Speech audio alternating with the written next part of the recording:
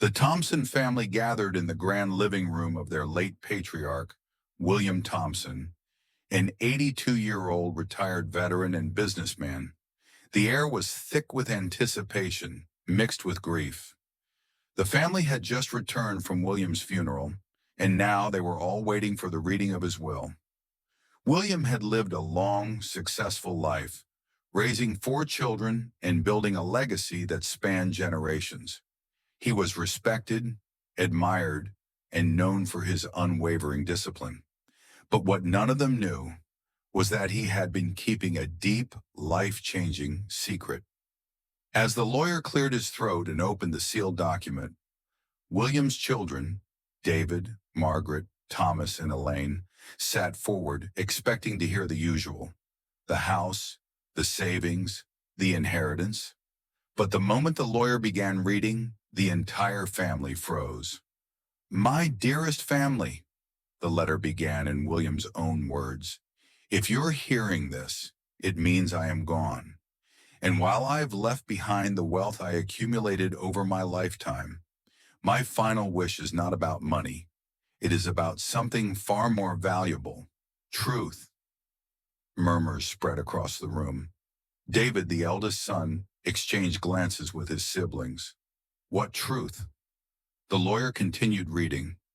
"For the past 60 years, I have carried a heavy burden, a burden that I could never bring myself to share while I was alive. But now in death, I can no longer keep it from you." The tension in the room grew unbearable. Everyone sat in stunned silence, waiting for what would come next. The lawyer took a deep breath and read the words that would change everything. "I had another family." Gasps filled the room. Margaret's hand shot up to her mouth. Elaine clutched her husband's arm. Thomas sat frozen, unable to comprehend what he had just heard. "I was a young soldier, barely 22, when I met a woman named Lillian Carter. We were in love, deeply and madly. But war separated us, and I was forced to leave her behind. When I returned, she was gone, and so was our child." David leaned forward, his voice tight. "Our father had another son." The lawyer nodded and continued reading. "For years I searched for them. I tried to find my child, but every road led to dead ends. I married your mother, raised you all, and built this life. But the thought of my lost son never left me. Then 2 years ago, I found him." Tears welled up in Margaret's eyes. "He knew, and he never told us?" The lawyer's expression grew heavier.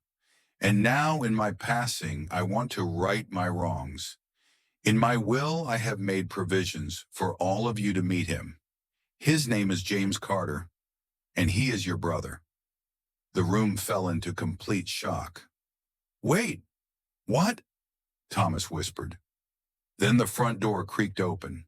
A tall, middle-aged man stepped in. He had William's sharp jawline, his piercing blue eyes. He looked just as stunned as they did. James Carter had just entered the house. Everyone's eyes turned to him. Decades of secrets had just unraveled, and now they were looking at the brother they never knew existed. David stood first, walking toward him slowly. "You're our father's son?" James swallowed hard. I guess I am."